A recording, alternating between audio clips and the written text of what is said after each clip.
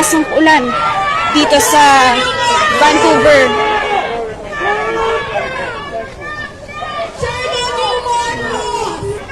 Mariin namin kinukuntina ang pagbisita ni Bongbong Marcos, ang King of Corruption dito sa Vancouver. Ang sinasabi niyang investment mission ay walang iba kundi isang malaking kabulastugan lamang. Pangulong Ferdinand Marcos Jr. sinalubong ng kilos protesta sa Vancouver, Canada, kung saan nakatakda siyang makipagpulong kay Canadian Prime Minister Mark Carney. Ayon sa Grupong Bayan BC at iba pang progresibong organisasyon, nagsagawa sila ng demonstrasyon upang ipahayag ang kanilang pagtutol sa administrasyon ni Marcos at sa mga usaping inaasahang tatalakayin sa bilateral meeting. Kabilang dito ang posibilidad ng isang free trade agreement sa pagitan ng Pilipinas at Canada na ayon sa mga nagprotesta ay maaaring magbigay ng mas malawak na access sa mga Canadian mining company sa yamang mineral ng Pilipinas. Nagpahayag din sila ng pangamba sa mga posibleng kasunduan sa langis at liquefied natural gas na anila ay maaaring magpalawak ng pagdepende ng bansa sa dayuhang enerhiya. Sa kanilang pahayag, nanawagan din ang mga organizer ng pananagutan sa administrasyon kaugnay ng mga aligasyon ng korupsyon at iba pang isyung ibinabato laban sa pamahalaan. Samantala, wala pang inilalabas na opisyal na pahayag ang Malacanang kaugnay ng naturang protesta habang nagpapatuloy ang official visit ni Pangulong Marcos sa Canada. Shame on you, Marcos! Selling out the Philippines! Shame on you, Marcos! Selling out the Philippines! Our critical minerals to stay in the Philippines! Move out here. This is private property. You guys need to. We do not want unfair military agreements with Canada! Junk the statusing business forces agreements! Get the military, get the Canadian and the U.S. military out of the Philippines! Stop selling out the Philippine people and our wealth to line their pockets! To support their corruption! Shame on you, Marcos!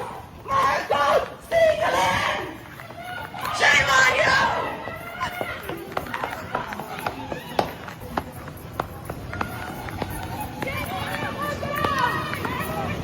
Shame on you, Marcos, and all your cronies on your Canadian tour of corruption! Shame on you! To sign unequal trade agreements with parties! What does that say about Canada's values as a champion of human rights? Shame on you! You are a son of a dictator, fully selling out the Philippines! I am here representing Ottawa BC, and I am here to say that you have no interest in preserving the futures of Filipino youth, whether that's in the Philippines or in the diaspora!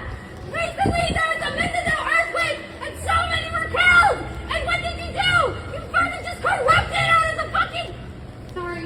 The Department of Education! Salida Marcos! And when the Negros 19 were brutally murdered by the AFP for their illegal aerial strafing, what did you do? You congratulated the AFP on their murders! You are a murderer! You are a son of a dictator! You are a puppet! Stop the SOBFA! Stop the SOBFA! Stop the anti-sites!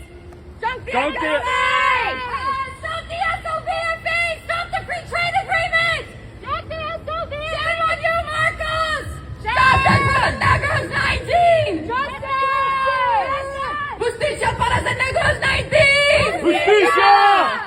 Marcos, singilin! Duterte, panagutin! Duterte, panagutin! Marcos, singilin! We are still waiting for accountability for the flood control corruption.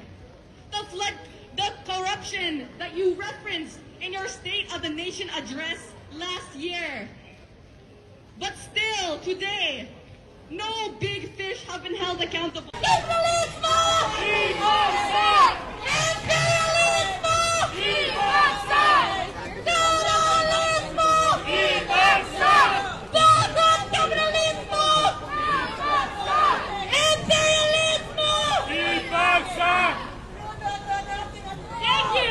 Ayan mga kasama, lumabas na si Pangulong Ferdinand Marcos Jr.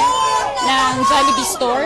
Kasabay nito nagsilabasan yung mga nagkikilos protesta dito sa Vancouver, Canada. Kasabay rin ng kilos protesta nila at na-event ni Pangulong Marcos, malakas ang ulan dito sa Vancouver.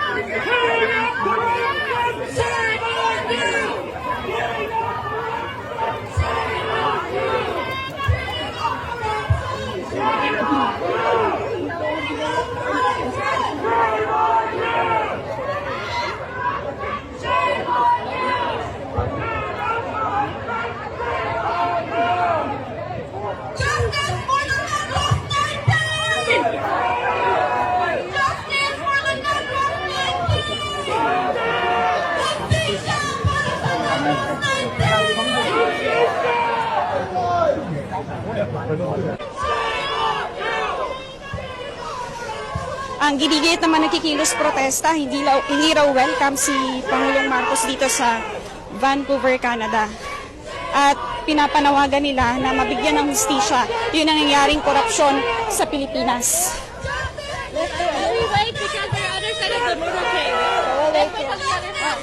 Ayan, hanggang dito sa paglalakad ni Pangulong Marcos, sinusundan siya ng mga nagkikilos protesta.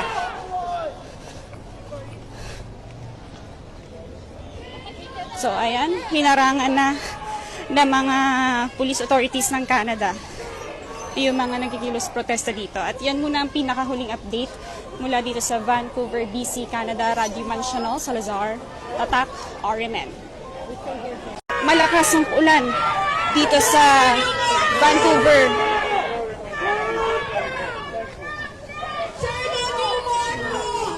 And mga kasama, lumabas na si Pangulong Ferdinand Marcos Jr. ng Jollibee store. Kasabay nito nagsilabasan yung mga nagkikilos protesta dito sa Vancouver, Canada. Kasabay rin ng kilos protesta nila at na-event ni Pangulong Marcos, malakas ang ulan dito sa Vancouver.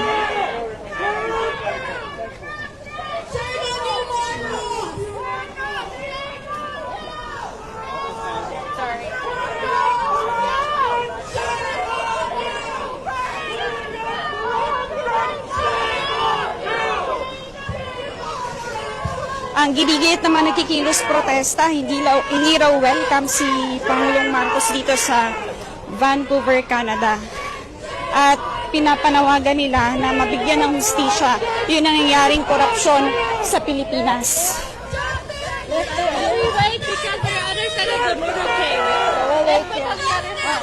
Ayan, hanggang dito sa paglalakad ni Pangulong Marcos, sinusundan siya ng mga nagkikilos protesta.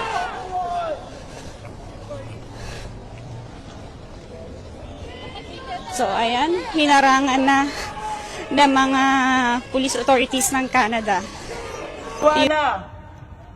At galit na galit dahil walang kawalang hustisya sa ating bayan. Mariin namin kinukuntina ang pagbisita ni Bongbong Marcos, ang King of Corruption dito sa Vancouver. Ang sinasabi niyang investment mission ay walang hindi, iba kundi isang malaking kabulastugan lamang.